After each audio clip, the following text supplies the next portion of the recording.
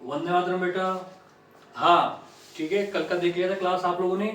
आज की क्लास भी बहुत इंपॉर्टेंट होने वाली है क्योंकि 4 नंबर का टॉपिक लगभग अपन आज रिवाइज करने वाले हैं। आज की क्लास और कल की क्लास के अंदर कौन सा, दो चरों वाले रैखिक समीकरण है ना, पेयर ऑफ लीनियर इक्वेशंस, ये चैप्टर्स अपन लोग लेने वाले हैं। पर उससे पहले मैंने जो कल क्लास ली थी, क्लास के अंदर मैंने लास्ट में आपको 3-4 क्वेश्चंस के, कई बच्चों ने आंसर्स किए, कई लोगों ने बिल्कुल सही आंसर्स किए, कई लोगों ने बेटा कोशिश की। वो कोशिश करना बहुत बड़ी बात होती है आयुर्वेद में, और गलत को सही करने के लिए अपन लोग यहाँ पे हैं, बट आप लोग कोशिश करते हो। तो सबसे पहले तो जैसे मैंने वादा किया था कि अपन जो कल क्वेश्चन दिए थे मैंने, उसके पहले सॉल्व करके बताता हूँ कि बेटा तेजी से उनको सॉल्व करने के बाद अपने अपने टॉपिक के ऊपर आएंगे एक तरीके से। देखो कल क्या दिया था, दिए गए ग्राफ में शून्य जीरो की संख्या बताओ। आपको जीरोस बताने थे यानी शून्य बताने थे, और कंसेप्ट इसके लिए आपको क्या याद रखना था कि आपका जो ग्राफ है वो एक्स एक्सिस को कितनी बार काटता है, बस वो देखना, उतने ही शून्य होंगे।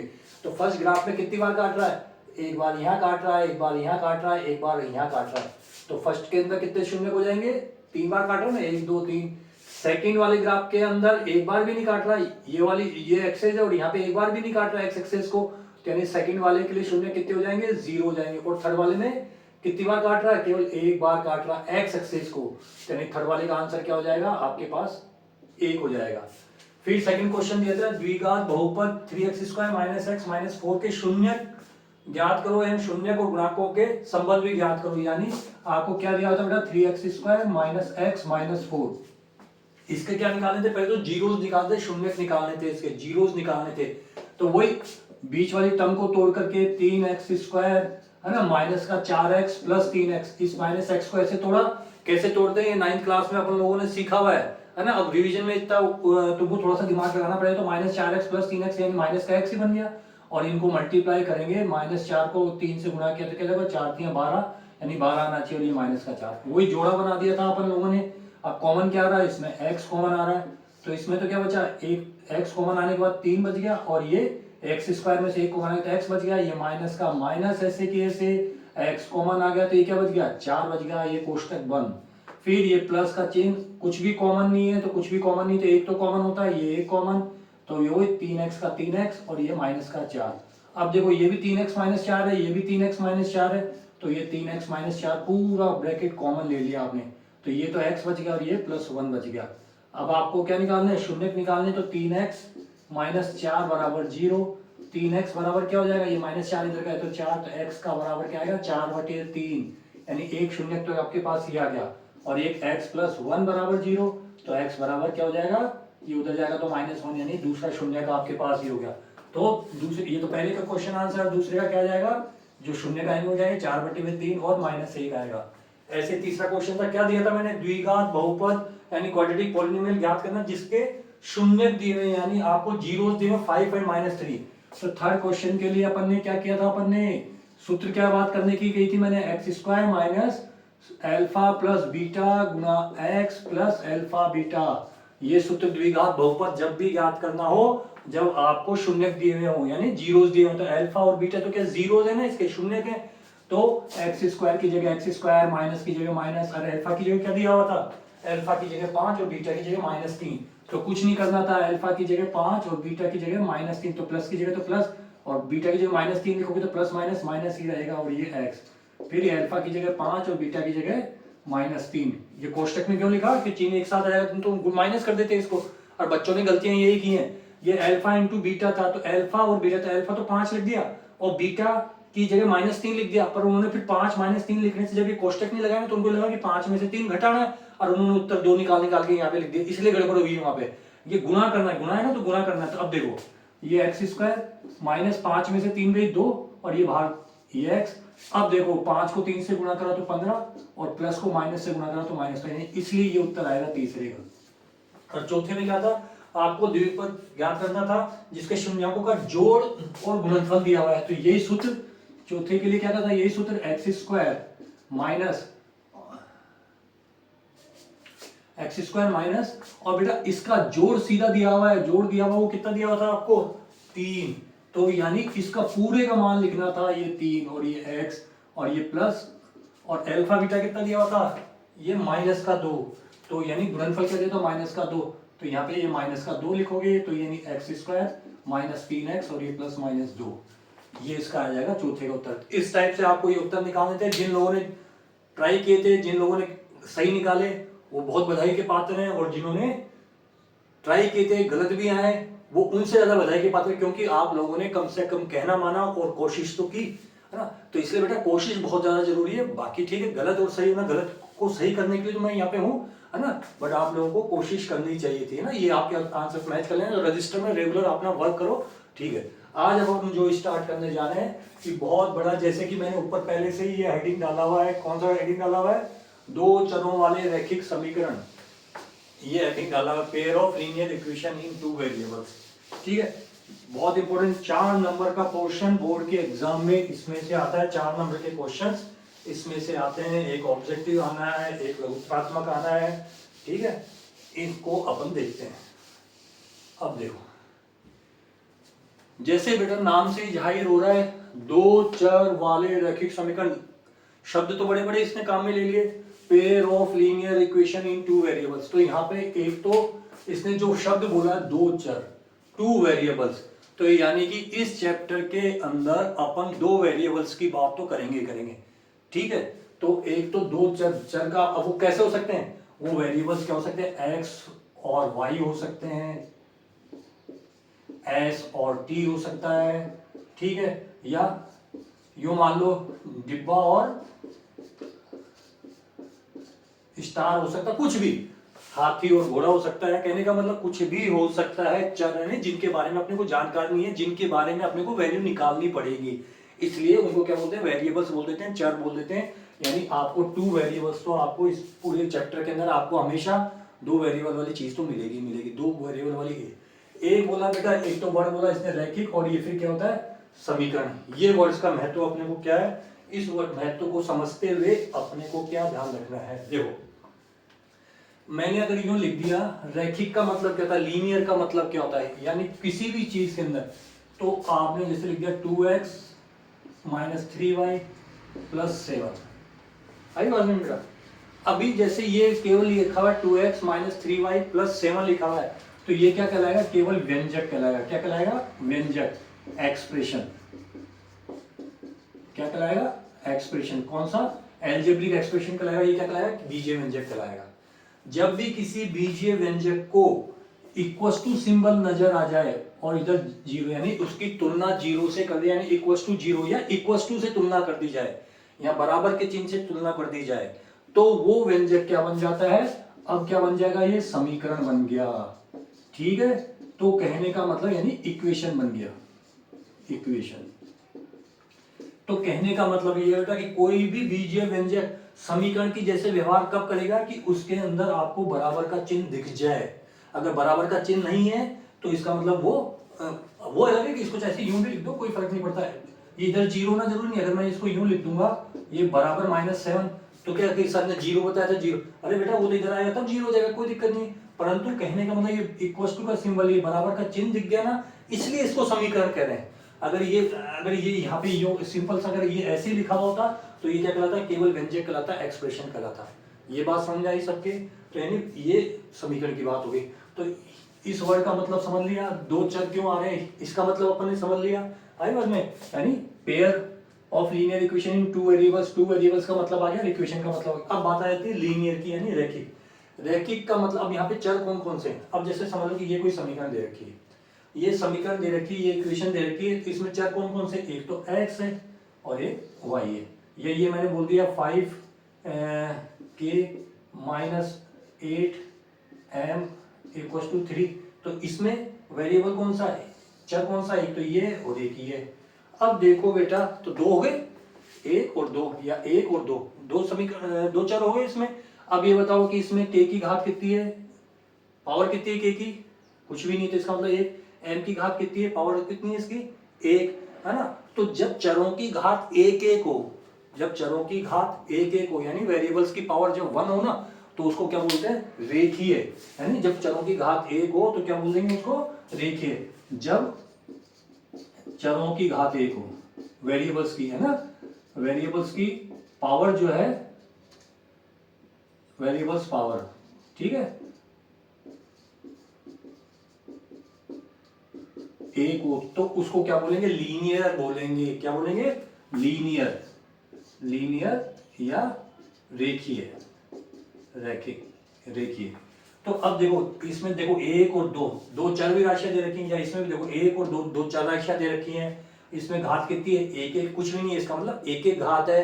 तो ठीक है, तो यानी दो चर राशियां भी दे रखी हैं, घात भी एक एक है, यानी पावर भी एक एक है, दो वेरिएबल्स भी दे रखे हैं, है ना, और इक्वल टू सिंबल भी दे रखा, तीनों चीजें आ रही है ना, यानी घात भी एक एक आ रही है, दो चर राशियां, दो वेरिएबल्स भी दे रखे हैं, और इक्वल टू सिंबल भी आ रहा है, इसलिए दो घात एक एक घात है, इसलिए तो इसको लीनियर, इक्वल टू सिंबल आ रहा है इसलिए इक्वेशन, और x और y या k और m दो वेरिएबल्स दे रखे हैं, इसलिए टू वेरिएबल्स, इसलिए इसको कंप्लीट क्या बोलेंगे, दो चरों वाले रैखिक समीकरण, दो चर वाला रैखिक समीकरण, इसलिए इनको बोला जाता है दो चर वाले रैखिक समीकरण। ये तो हो गया इस चैप्टर का अर्थ। अब आपको, अब रैखिक समीकरण बोला तो कहने का मतलब जो ये समीकरण दे रखी ना, ये जो इक्वेशन दे रखी, तो आप लोग कैसे मानेंगे कि रैखिक समीकरण, यानी इसका मतलब क्या, इसका जब अपन ग्राफ बनाए, जब अपन ग्राफ बनाते हैं ना बेटा, तो ग्राफ भी क्या होएगा, ग्राफ हमेशा एक, अब वो कैसा भी आए, एक सीधी रेखा आएगी, या मतलब कि यूं कैसे भी, मतलब जब भी इसके ग्राफ बनेंगे तो वो क्या आएगी, सीधी। कभी भी इस चैप्टर के अंदर ग्राफ यूं इस टाइप का ग्राफ कभी भी नहीं आएगा, हमेशा क्या आएगी, एक सीधी रेखा के रूप में ही आएगा। क्यों, क्योंकि समीकरण ही कैसी दे रखी है, रेखीय दे रखी है, तो रेखा ही मिलनी चाहिए। कैसी दे रखी है, लीनियर दे रखी है, तो आपको लीनियर फॉर्म में मिलना चाहिए, एक लाइन ही मिलनी चाहिए। आई बात में, तो इनके जो ग्राफ बनाने पड़ेंगे, उन ग्राफों के लिए भी क्या हमेशा जो ग्राफ आएगा वो, तो इससे भी अपन कह सकते हैं कि हाँ भाई जो समीकरण आएंगे वो कैसे आएंगी, रेखीय रूप में आएंगी, लीनियर रूप में आएंगी। इतनी बात समझ में आई, पकड़ में आई सब लोगों के, ठीक है। अब अपन बात करते हैं कि जैसे देखो, तो पहले तो इनको एक ग्राफ बना के मैं बताऊंगा कि किसी भी लीनियर इक्वेशन का ग्राफ अपन कैसे बनाते हैं क्या, ठीक है। उसके बाद आगे अपन बढ़ेंगे। तो अभी तक अपन ने क्या सीखा है, इस चैप्टर में क्या सीखा है, क्योंकि बेटा जब तक आपको इस चैप्टर का मतलब नहीं मालूम होगा, इस चैप्टर का उद्देश्य क्या है, इस चैप्टर में क्वेश्चन कैसे आने वाला है, तब तक आगे बढ़ने से कोई मतलब नहीं है। तो यानी अब मान लिया कि इसका एक सामान्य रूप में, जो एक स्टैंडर्ड फॉर्म जो होती है लीनियर इक्वेशन की, वो क्या लेते हैं अपन, एक मानक रूप, मानक रूप किसका, रैखिक समीकरण का।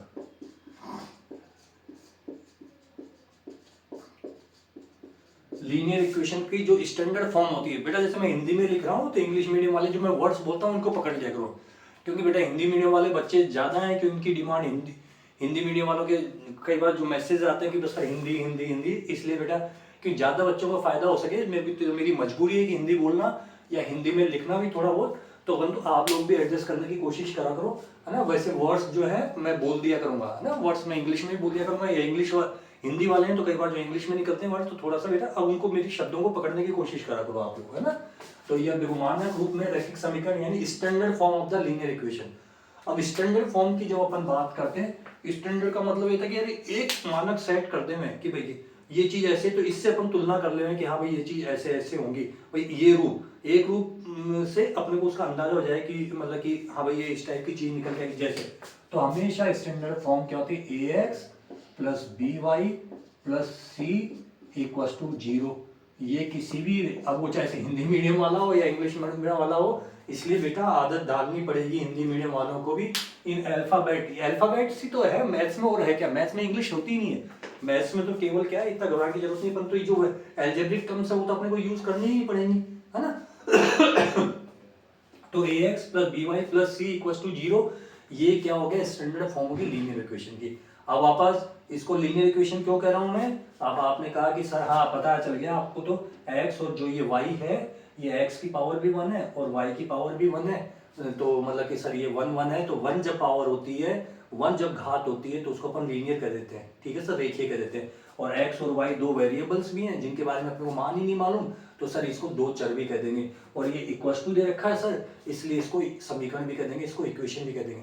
अब कई बच्चों के दिमाग में चीज आ रही होगी कि सर ये ए बी सी इनका भी तो मान हमको नहीं मालूम, है ना, तो फिर इसको कैसे, कंफ्यूज होने की जरूरत है, तो ये तो स्टैंडर्ड फॉर्म है। अब जैसे मैंने वो चीज लिखी थी बेटा वहां पे कि 2x minus 3y plus 7 equal to 0, standard form का मतलब ये होता है कि अब तुलना करो, क्या करो, तुलना करो। देखो अब अपन करके देखते हैं, तो आपको ये चीजें पहचान में आ जानी चाहिए कैसे, कि जैसे देखो स्टैंडर्ड फॉर्म में ए एक्स है ना, अपन के पूरी बुक में एक्स और वाई और एस टी वगैरह इस टाइप लिखे, तो एक्स से जो चीज गुणा होती है उसको क्या कहते हैं, ए कहते हैं।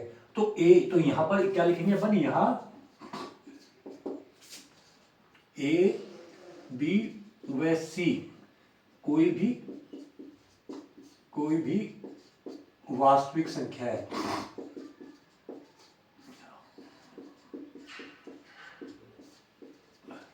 अब देखो, अब कई बार क्या होता है, अब जैसे यहाँ यूं लिख देते हैं A B C belongs to R, है ना, मैथमेटिक्स में यूं कई बार लिख देते हैं। अब इसका मीनिंग समझाता हूं मैं तुम लोगों को क्या है। ये ए बी सी लिखा हुआ है ना, और एक्स वाई भी लिखा हुआ है, तो ये स्टैंडर्ड फॉर्म ऐसे कंप्लीट नहीं होती। स्टैंडर्ड फॉर्म के लिए ये कंप्लीट ये चीज पूरी कंसीडर होती है, ये पूरी चीज काम में ली जाती है, तब जाके माना जाता है। पर अपन क्या करते हैं, अपन लोग क्या पढ़ते वक्त बस केवल इतना सा ध्यान रखते हैं, इन शब्दों का महत्व समझने की कोशिश ही नहीं करते, इन शब्दों को छोड़ देते हैं, इसलिए अपने को चीजें रखनी पड़ती है। देखो इसने क्या कहा, यहां पर इस स्टैंडर्ड फॉर्म में ए बी और सी तो कोई भी वास्तविक संख्या है। क्या बोला इसने, ए बी एंड सी कोई भी रियल नंबर है।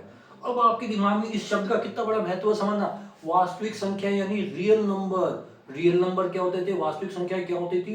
अब दिमाग आ जाओ कि छोटी क्लास में, छठी सातवीं आठवीं में नाइन्थ में अपन ने क्या पढ़ा, वास्तविक संख्या क्या होती थी, प्लस वाली संख्या है वो, माइनस वाली जो संख्या रेखा के ऊपर उपस्थित हो, है ना, वैसे संख्या रेखा के ऊपर है ना, इधर क्या होता है प्लस अनंत तक चलती थी, इधर माइनस अनंत तक चलती थी, इस पे एक दो, इधर माइनस का एक माइनस का दो, है ना। तो ए बी सी क्या है, वास्तविक संख्या, यानी इस संख्या रेखा का जो भी संख्या होती है उसको वास्तविक संख्या कहते हैं ना। तो इस संख्या रेखा ऊपर तो एक दो प्लस वाली भी होती है, माइनस वाली भी होती है, बटे वाली भी, जैसे 1/2 का होगा, इन दोनों के बीच में 1.2 का होगा, इन दोनों के बीच में √2 का होगा, यही कहीं होगा, मतलब सारी की सारी क्या होंगी इसी संख्या रेखा के ऊपर से। तो इसका मतलब क्या हो गया, ये चीज आपके दिमाग में अब बिल्कुल क्लियर हो जानी चाहिए, यानी ए बी और सी का मतलब कुछ भी हो सकता है। यानी अब यहाँ पे देखो, एक तो यहाँ पे इंग्लिश की फॉर्म में क्या, ए बी सी, ये सिंबल किसका, belongs to R, R for real number की वास्तविक संख्या है, यानी ए बी सी सबको सब क्या आर। तो अब देखो, अब यहाँ पे ए की जगह क्या लिखा हुआ बेटा 2, बी की जगह क्या लिखा हुआ, ये -3, है ना, पूरी चिन्ह से यहाँ स्टैंडर्ड फॉर्म में प्लस लिखा ना, तो यानी बी का मतलब क्या हो गया -3, और सी का मतलब क्या लिखा हुआ है 4। तो देखो 2, ए कितना है बेटा यहाँ पे 2, बी कितना आपके पास -3, और सी कितना है यहाँ पे आपको 7। तो 2 -3 और 7 तीनों ही वास्तविक संख्याएं हैं कि नहीं है, तीनों ही वास्तविक संख्याएं हैं कि नहीं है, बस। तो इसलिए ये तो ए बी सी से कंफ्यूज होंगे, बस इसने बोल दिया ना एक्स और वाई चर है, और एक्स और वाई ये दोनों क्या है, ये दोनों चर हैं, यानी ये दोनों क्या है, वेरिएबल्स हैं।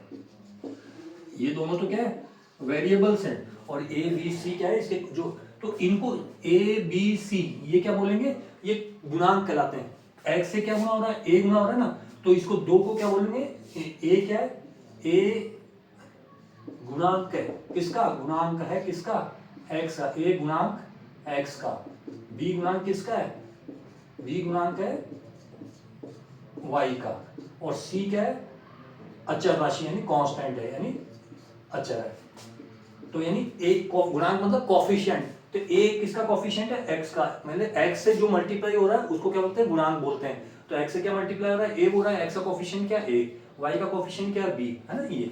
तो इस टाइप से अपने को ये बात करनी होती है। तो इसलिए अब जैसे मैंने लिख दिया, अब क्या होगा, अब ज्यादा से ज्यादा ए बी सी के समीकरण तो एक रूप तो हमेशा ये आएगा, अब ए बी सी का मान ही तो बदलेगा। ए बी सी, अब जैसे मैंने ये लिख दिया 1/2 एक्स -5/3 वाई इक्वल्स टू 8 है, कहो सर ये तो मिल ही नहीं रही, है ना। अब ये भी दो चर वाली रैखिक समीकरण है। कैसे, देखो एक्स और वाई वेरिएबल है, घात एक एक है, तो रैखिक है, इक्वल्स टू आ गया, तो ये, पर सर इधर तो 0 था, इधर 0 नहीं है। अरे बेटा इसको 8 को इस तरफ ले आऊंगा तो क्या होगा -8, तो इधर क्या बच जाएगा, 0 ही बच जाएगा ना, 8 उधर के -8, तो देखो अब ये 0 की जगह 0 आ गया, बराबर की जगह बराबर आ गया। आप कहोगे ए की जगह कितना है, ए की जगह क्या है 1/2, बी की जगह क्या है -5/3, ए की जगह 1/2, बी की जगह -5, क्यों, अब बटे, तो बटे, अरे सर बटे में तो लिखा हुआ ही नहीं था। अरे तो बेटा अपन ने क्या बोला था कि ए बी सी वास्तविक संख्या है, तो बटे वाली संख्या भी तो वास्तविक संख्या ही होती है, तो अब कुछ भी हो ना। अब ये बोल देता है यहाँ पे ए हाथी इंटू एक्स प्लस घोड़ा इंटू वाई प्लस भेड़, अगर ये भी बोल देता तो भी अपन मानते हैं एक तरीके से। तो उससे मतलब आपको तो एक कंसेप्ट समझते, एक चीज दिमाग में घुस गई कि ए बी सी का मान कोई भी संख्या हो सकती है। अगर यू भी लिखा हुआ हो √2x plus √3/2y plus 1 equal to 0, तो भी ये रैखिक समीकरण है। ए का मान √2 हो गया, बी का मान √3/2 हो गया, सी का मान क्या हो गया 1 हो गया। तो कभी भी इनसे घबराने की जरूरत नहीं। तो मेरे नज़र में यानी अब आप लोगों को सारी चीज पता चल गई होगी कि हाँ भाई रैखिक समीकरण होते क्या है और कैसे। तो ये स्टैंडर्ड रूप आपको हमेशा याद रखना है।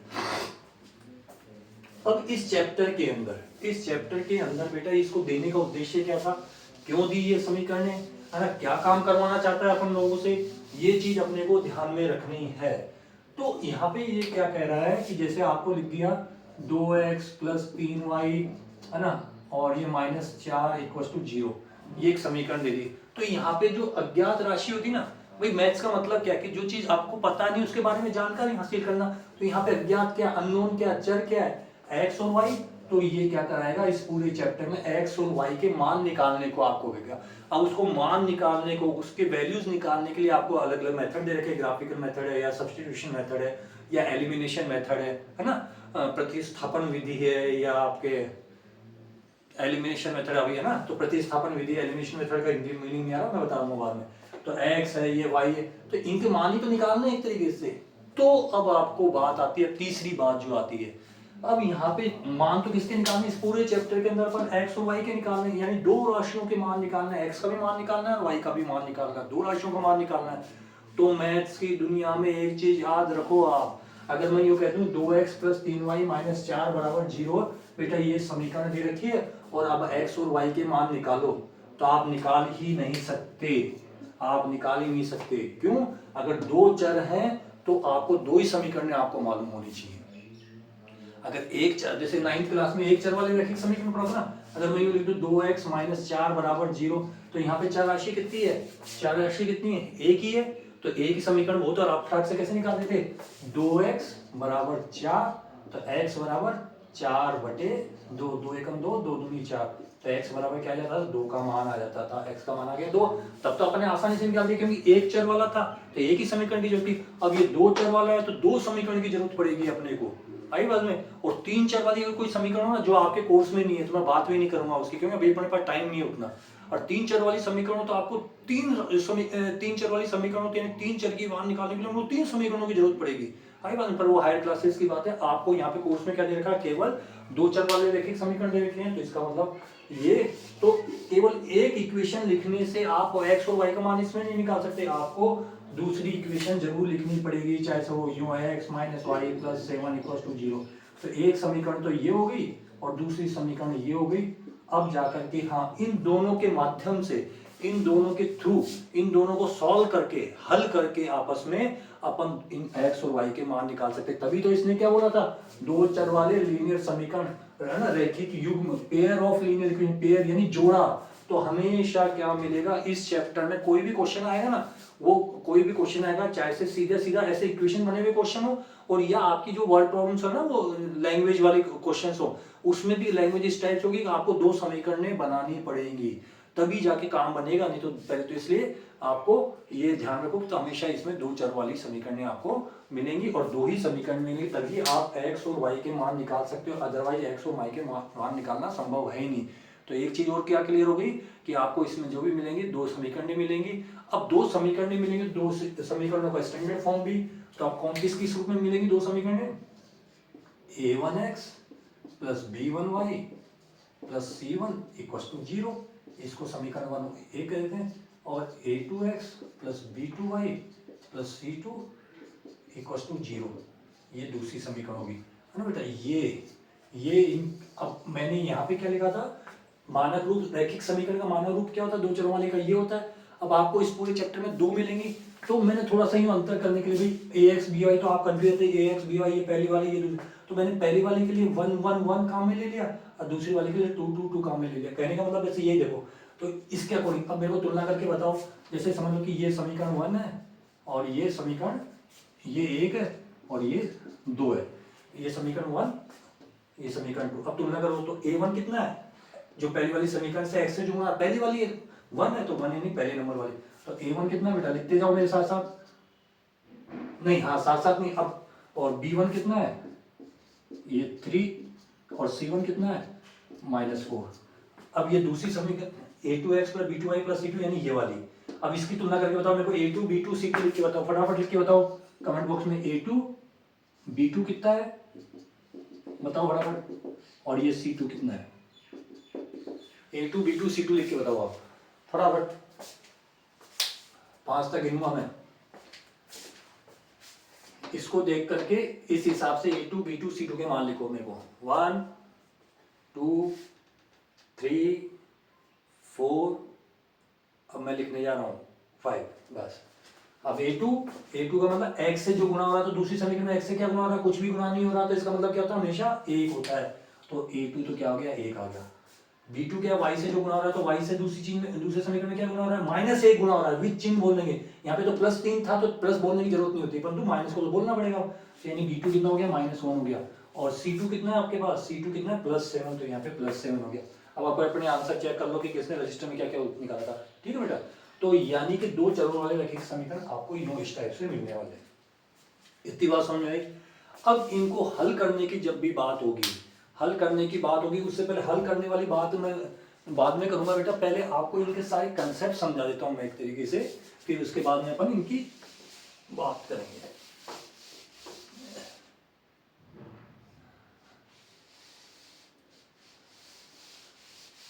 चलो अब थोड़ा सा मैं जो चीज पे आना चाह रहा हूँ वही आ रहा हूँ। अब मान लिया कि एक एग्जांपल के तौर पे ले लिया भाई बन, ये चीज समझ में आएगी तब आप बुक के क्वेश्चंस आप अपने आप कर लोगे एक तरीके से ना। कुछ क्वेश्चंस मैं कराऊंगा मेन वाले, और फिर उसके बाद में आप कर लोगे। अब मान लिया कि बेटा ये 2 समीकरण आपको दे रखी हैं और इसको कह दिया इसने, किससे कह रहा, ग्राफिकल मेथड से, ग्राफीय विधि से हल करो। ये क्वेश्चन मान लिया मैंने ना, और ये ग्राफीय विधि से हल करो, यानी इनके सॉल्यूशन निकालने आपको ग्राफिकल मेथड से आपको निकालने। अब इनके ग्राफ बनाने। अब ग्राफ कैसे बनाते, बहुत ढंग से समझना बेटा इसको। अब आपने क्या किया, पहली समीकरण ले ली, ये चीज मैं कर दूं ना, ये तो चीज पकड़ में आ गई। आप समझ लो सवाल मेरे पास ही है, ये तो तुलनात्मक रूप से था, तो इसको अपन, ये तो मैं ये कर देता हूँ साफ, ये लो। अब अपन क्या करते हैं, देखो पहली समीकरण क्या है, आपको ग्राफ बनाना है। तो सबसे पहले एक ग्राफ बनाना है तो आपको x और y के मान मालूम होने चाहिए ग्राफ के लिए, कोऑर्डिनेट निर्देशांक आपको मालूम होने चाहिए। तो आपने क्या किया, जैसे पहली समीकरण 2x + 3y - 4 है, ये इक्वल टू 0, ये पहली समीकरण। ढंग से समझना कैसे बनाते हैं। अब पहले तो आपके दिमाग में ये डिसाइड करो कि या तो ये इक्वल टू है, तो ये कौन सा हो गया, ये कौन सा हो गया आपके पास लेफ्ट हैंड साइड, और ये कौन सी होगी आपके पास राइट हैंड साइड, बायां पक्ष और दायां पक्ष, है ना। तो इस साइड में आपको या तो x रख लो, या इस साइड में x रख लो, या इधर y रख लो, या इधर, उसके रूप में इसको जमाना है। तो मेरे दिमाग में आ रही कि इधर तो मैं x वाली पद रख लेता हूँ और बाकी कचरा इधर ले जाता हूँ। तो देखो ये 2x तो इक्वल टू के इधर ही है, तो ये 2x ऐसे किससे रहने दिया, अब ये बराबर का लगा दिया, ये 0 था कोई फर्क नहीं पड़ता, ये 0 लिख दिया। अब ये 3y है, ये इस इक्वल टू के इधर था, 3y उस तरफ गया तो कितना हो जाएगा, -3y। ये -4 इक्वल टू के इधर उठ के आया कितना हो जाएगा, +4। ये बात सबको मालूम है। अब +4 में 0 जोड़े तो +4 रहना, तो कोई 0 बार बार लिखने की जरूरत नहीं है। ओके, अब क्या करो, इसको x के रूप में जमाओ, यानी x बराबर क्या हो गया बेटा, अब ये हो गया -3y +4, और ये बटे, ये 2 उठ के इधर आ गया, तो यानी 2 नीचे आ गया, तो ये बटे में आ गया 2। ठीक है, अब ये बन गया आपके पास। अब इससे अपन मान निकालना शुरू करेंगे। अब ये तुमको ये पता है ये 2 नीचे उठ के क्यों आया, ऐसे उठ के नहीं आता, ये बराबर का चिन्ह है, पर वो क्या अपने ट्रेंड में चले आ रहा है। नहीं तो क्या करते हैं अपन, इधर भी 2 से भाग देते हैं। ये जैसे ये लिखा होता है 2x बराबर -3y + 4 ये है, तो यानी इधर भी 2 से भाग दे रहे हैं और इधर भी 2 से भाग दे रहे हैं, क्योंकि बराबर का चिन्ह तराजू आपके पास, जो काम इधर कर रहे हैं वही काम इधर कर रहे हैं, तो तराजू पे कोई फर्क पड़ेगा क्या, बैलेंस नहीं होगा ना। अगर इधर भी 2 किलो का वाट कम कर दिया, इधर से भी 2 किलो का वाट कम कर दिया, तो बैलेंस ऐसे कैसे बना रहेगा ना। तो क्या करें, इधर भाग दिया था, इधर तो ये 2 से 2 कट गया, तो इधर तो ये x बच गया, और इधर वाला 2 ही ऐसा गया। परंतु इतना लंबा चौड़ा कौन करे, तो दिमाग पर ही कंसेप्ट के लिए मैंने बताया। नहीं तो अदरवाइज क्या होता है कि अपन तो क्या आदत में पड़ा कि हाँ साहब ये इधर आ गया, कुछ भी नहीं, तभी नीचे आ गया, ठीक है कोई बात नहीं, ये आ गया। अब क्या करो, एक टेबल बनाओ। टेबल बनाओ, ये अपन ने टेबल बना दी, ये टेबल बना दी। चर कितने हैं इसमें, वेरिएबल कितने, एक तो एक्स और एक वाई, एक ये, और अधिकतम और मिनिमम तीन मान हमेशा आपको निकालने हैं। कैसे, ठीक है। अब क्या करना है बेटा, अब आपको अपने इधर क्या वाई है ना, अब वाई का मान मर्जी से आपको कुछ भी लिखना है। वाई का मान शून्य माइनस में लिख सकते हो, वाई का मान प्लस वाला लिख सकते हो, वाई का मान 0 लिख सकते हो, वाई का मान बटे में लिख सकते हो, वाई का मान वर्गमूल में लिख सकते हो, आपकी मर्जी हो जैसे जो मान लिख दो आप एक तरीके से, है ना। अब जैसे मैंने मान लिया, पर मान ऐसा लिखो ताकि अपनी थोड़ा सा आइडिया लो कि ताकि कैलकुलेशन ईजी हो जाए अपनी। तो जैसे अब इसको समीकरण नंबर, मैं ये तो एक और दे दी थी, इसको समीकरण नंबर 3। अब 3 में वाई के मान रखने पे, 3 में वाई के मान, 3 में वाई बराबर, पहले तो मैं लिखता हूँ 0। अब ये 3 थी, इसमें वाई की जगह 0 लिखा, तो देखो एक्स की जगह तो एक्स बराबर माइनस वाई की जगह 0, तो 3 गुणा 0 प्लस 4 और बटे 2, तो 3 को 0 से गुणा करेंगे तो क्या 0 रहेगा, क्या बचा 4 बटे में 2, 2 1 2, 2 दूनी 4, तो एक्स का मान कितना आया 2, ये एक्स का मान 2 है। तो यानी वाई का मान तो क्या रखा अपन ने 0, तो 0, उस 0 रखने से अपने पास क्या आया 2, तो यहाँ पे 2। इतनी बात समझ आई, ठीक है। अब मैं बताओ, अब क्या लिखूं वाई का मान, अपने दिमाग में बताओ। अब बेटा जैसे मैं 1 लिखता हूँ, वाई का मान 1 लिखूं, 1 भी लिख सकता हूँ, -1 भी लिख सकता हूँ। अब वाई का मान मैं मान लिया कि 2 लिखता हूँ। अब वाई बराबर क्या लिखता हूँ 2 लिखता हूँ मैं इसमें। तो देखो x की जगह तो ये x, y बराबर 2 रखने पर x की जगह तो x -3, y की जगह होगा यानी 3 गुणा 2, और ये प्लस का 4 है तो प्लस का 4, नीचे बटे 2 है तो 2, तो क्या जाएगा माइनस का 6 और ये प्लस का 4 और ये बटे 2। अब माइनस का 6 और प्लस का 4 कितना होता है माइनस का 2, -2 बटे 2 कितना हो जाएगा, कटेगा तो कितना जाएगा माइनस का 1। यानी y का मान 2 रखा तो आपके पास x का मान कितना आ गया, x का मान कितना आ गया -1 आ गया, ठीक है। अब बेटा एक और निकालना पड़ेगा। अब ये मान रखने समझ में आ रहे हैं ना, अब एक और निकाल के बताओ, एक और कैसे क्या रखा है अपन, वाई का मान यहाँ पे इस समीकरण में वापस 1 लिख दूं, चलो वाई का मान 1 लिख देते हैं। अब वाई बराबर 1 रखने पर तो x बराबर क्या जाएगा -3 और y गुणा यानी 1 और ये प्लस का 4 और बटे हुए 2, तो -3 प्लस का 4 बटे हुए 2, तो x बराबर क्या आ गया 1 बटे हुए 2, 1 बटे हुए 2 यानी क्या जाएगा 0.5, ये आ गया x का मान। तो कहने का मतलब ये है कि जब आपने y का मान 1 रखा तो क्या आया 1/2 आ गया, बटे में भी आ सकता, क्या दिक्कत है, ये आ गया आपके पास।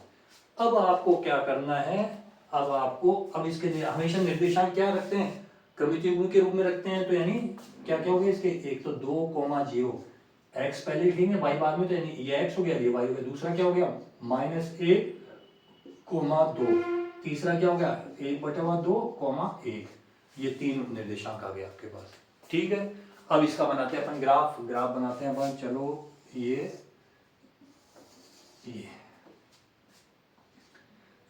x की ऋणात्मक दिशा, ये x की धनात्मक दिशा, ये y धनात्मक और ये y ऋणात्मक।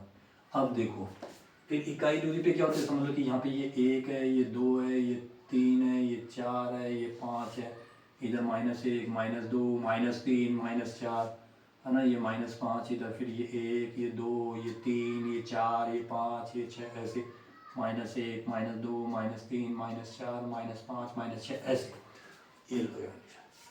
अब पहला क्या है 2 0, यानी x तो कितना 2 और y कितना 0। अब यहाँ पे मूल बिंदु पे आए, ओरिजिन पे आए, x 2 है ना, अब प्लस का 2 है तो प्लस तो इधर चलता है ना, तो यानी ये 1 और 2, और y कितना 0, तो आपको तो हिलना ही नहीं, y तो जाना ही नहीं, y तो 0, तो यानी यहीं की यहीं बिंदु लगा दिया।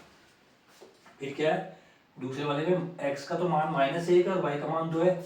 अब यहाँ पे वापस खड़े हो गए आके, आप यहाँ से इधर -1 तो इस तरफ आएगा ना x का, तो यानी ये -1 और y कितना है y 2 है, और 2 y धनात्मक है तो ऊपर की तरफ, तो -1 तो ये और इसका 2 कितना 1 2, तो यानी ये मिला करके कहाँ बैठेगा, ये यहाँ बैठ गया अपने पास।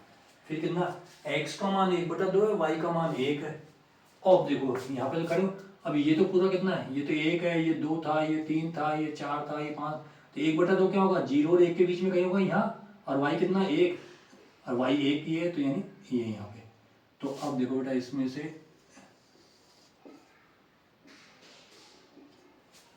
ये सीधी रेखा आई ना, सीधी रेखा आई ना, और सीधी रेखा मैंने क्या बोला था, क्योंकि जो भी समीकरण आपको दी हुई होगी ये क्या रेखीय समीकरण है ना, इसलिए देखो एक रेखा ही मिली, लीनियर इक्वेशन है ना, तो आपको एक लाइन ही मिली आपको, समझ में आ गई बात। ऐसे अब बात आ जाती है दूसरे समीकरण की हल करते हैं अपन, है ना।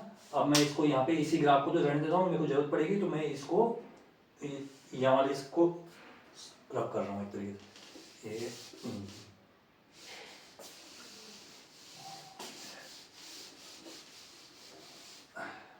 अब इसी में बनाएंगे अपन ग्राफ। अब दूसरे के थे ये दूसरी समीकरण से, अब क्या वही x माइनस वाई प्लस 7 था इक्वल टू 0।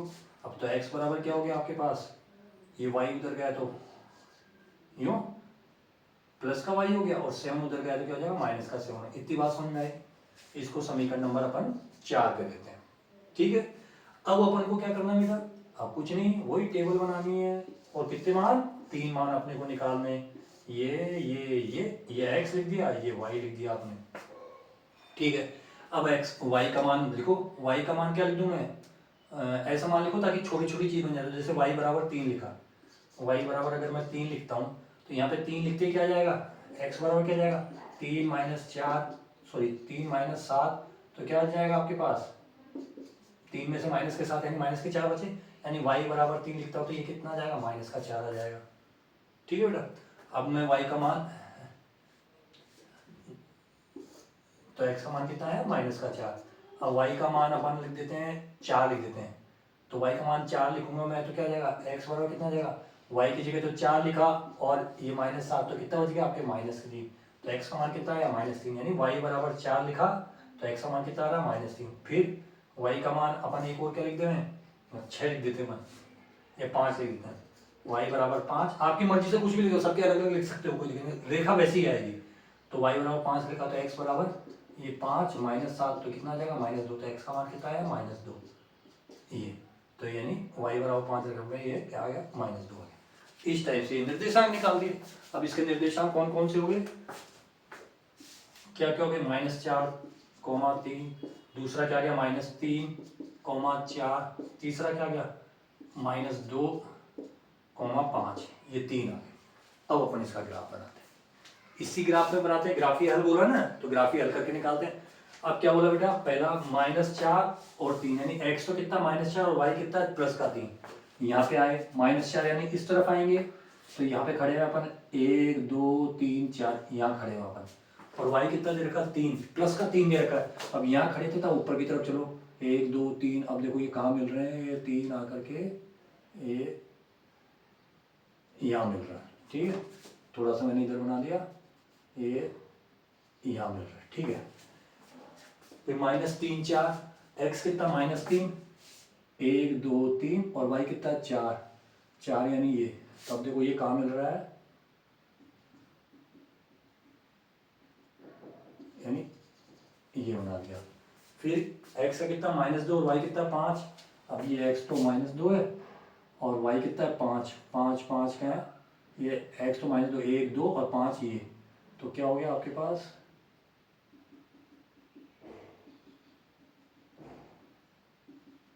यानी ये आ गया, ठीक है हो गया।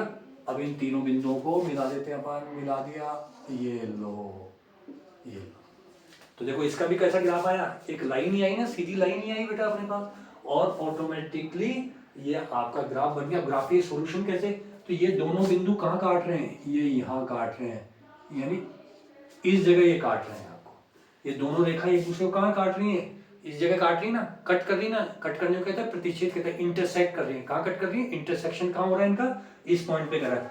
अब अगर आपको इसका मान निकालना तो यानी इससे एक लंब डाला और y एक्सिस के ऊपर भी लंब डाला, तो ये यहाँ पे आके गिरता है और ये यहाँ पे आके गिरता है, इसको समझना। तो ये तो x एक्सिस है ना, और यहाँ पे आके गिरता है तो ये क्या हो जाता है, ये y है।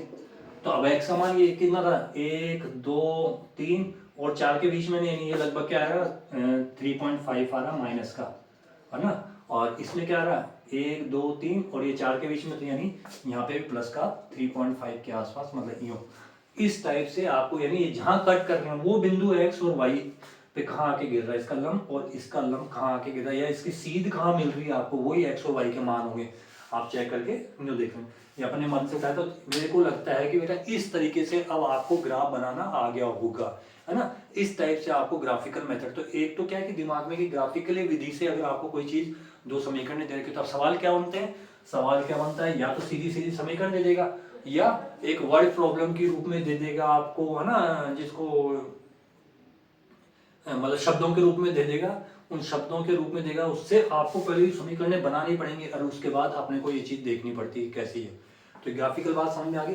अब देखो कि तुमने जैसे इस ग्राफ को मैं यहीं बनाने रखने देता हूँ, देखो आपको, फिर आप देखना, मैं कुछ और बात बताने वाला हूँ आपको, बहुत इंपॉर्टेंट है और इसमें से आपके चीज आनी है। जैसे तो जो आपको जो ये ग्राफ मिलने हैं, जब भी आप दो चर राशियों वाले समीकरणों का जब ग्राफ बनाओगे तो तीन तरह के ग्राफ मिलेंगे। क्या, या तो जैसे रेखाएं आपको ऐसे कट करती हुई, जैसे एक रेखा ये है, जैसे इसमें दो रेखाएं थी ना, और ये कट कर रही है कि नहीं कर रही, तो है ना, ऐसे कट करती हुई मिलेंगी। या दूसरा केस क्या होगा बेटा, जैसे मान लिया एक रेखा ये होगी और दूसरी रेखा ये होगी, यानी कभी कट ही नहीं करेंगी, यानी ये तो प्रतिच्छेद करेंगी, ऐसे लिखते हैं ना, इंटरसेक्टिंग।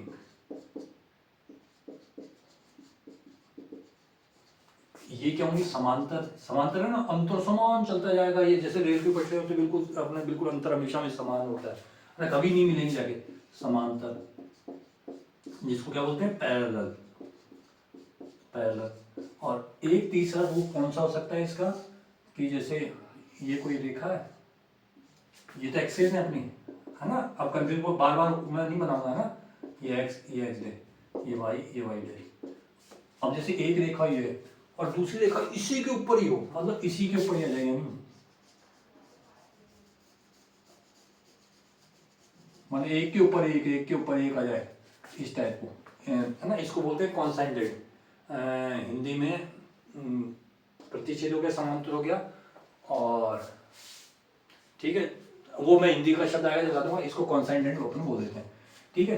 तो ये तीन रेखाएं, तीन तरह के ग्राफ मिल सकते हैं, जो linear equation in two variables अपन पढ़ रहे हैं, दो चर वाले रैखिक समीकरण पढ़ रहे हैं, जब इनका ग्राफ बनाएंगे दोनों का, तो आपको गणित की दुनिया में दो चरों वालों के लिए या तो ग्राफ ऐसा मिलेगा, यानी एक दूसरे को काटती हुई मिलेंगी, या कभी नहीं काटेंगी, या एक दूसरे के ऊपर होगी, यानी इन तीन ग्राफ के अलावा आपको कोई भी ग्राफ नहीं मिलेगा, तीन टाइप के ही ग्राफ आपको मिलेंगे, ठीक है, यानी इंटरसेक्टिंग, समांतर और ये। अब समस्या ये आती है कि बेटा अपन लोग पहचाने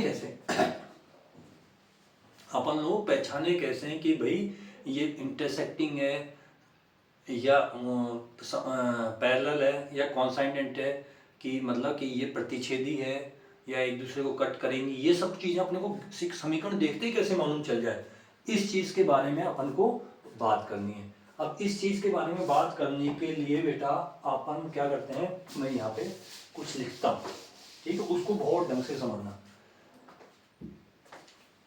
अब जिसने मेरी उस बात पे ध्यान दिया होगा शुरुआत में, उसको अब पकड़ में आएंगे। दो समीकरण में अपन क्या मानते हैं, a1x plus b1y plus c1 equals to 0, और दूसरी क्या थी, a2x plus b2y plus c2 equals to 0। ये समीकरण 1 थी, ये समीकरण 2 थी, ये दो समीकरण थी। अब ये दो समीकरणों को देखते ही आपसे कोई पूछे कि अरे एग्जाम में आता है ना, कि ये बताओ कि ये प्रतिच्छेदी है या ये है वो है, इस टाइप की चीजें आती हैं, तो अब आपको कैसे पहचानोगे, तो अब ढंग से समझना।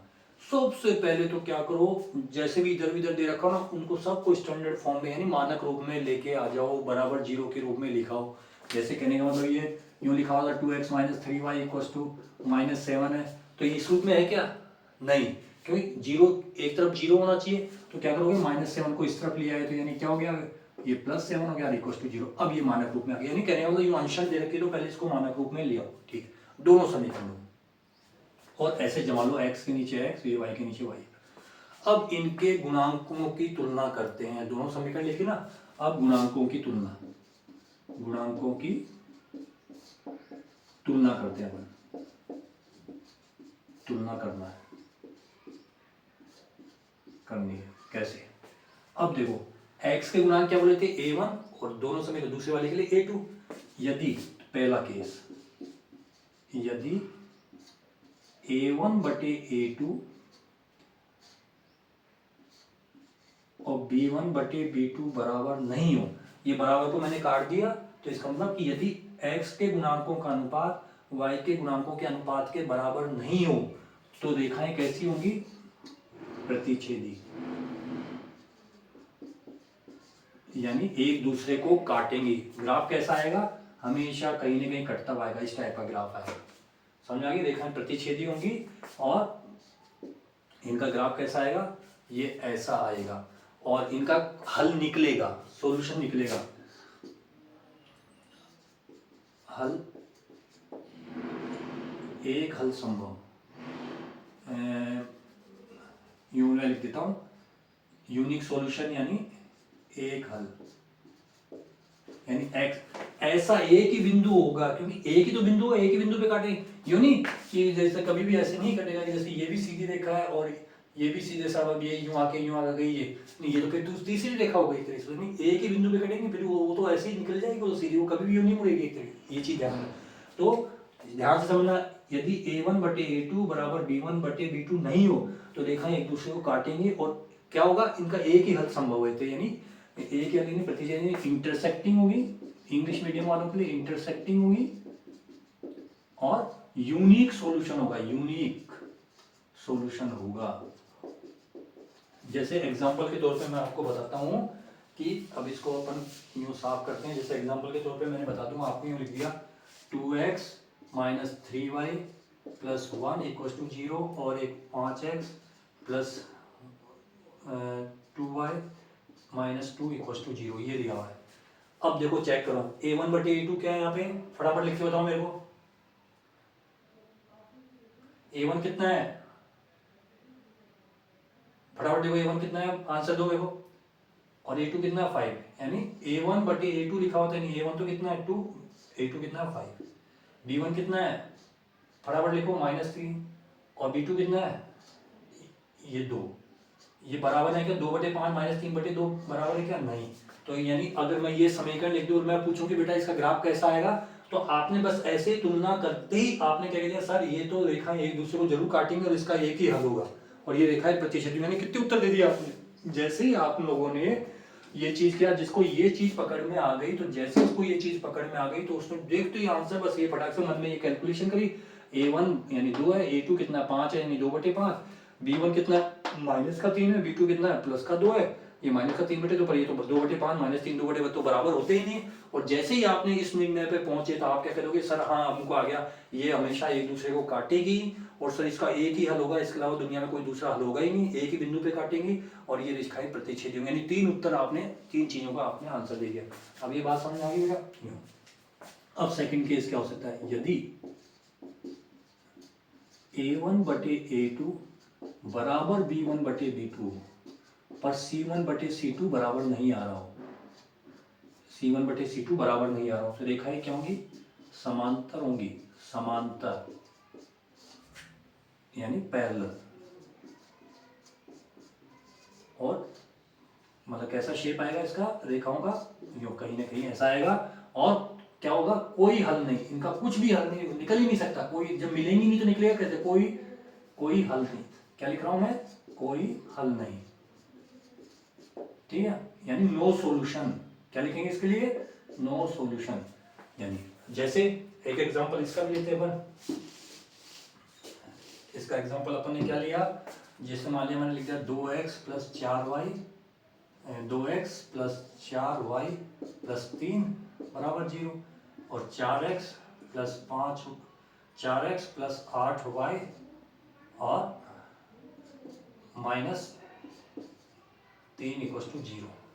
ये अब आपको ये समीकरण दे रखी है, वो कह रहा है कि भाई इसका हल निकालो, ग्राफीय विधि से इसको हल करो या इसका हल निकालो, x और y के मान निकाल के बताओ। तो पहले निकल भी सकते हैं या नहीं निकल सकते वो चेक तो करें अपन। तो a1 कितना है? फटाफट लिखो। क्या लिखूं मैं? a1 बटे a2 जब तक मैं यहाँ छुपा के लिख रहा हूँ आप लिख लोगे।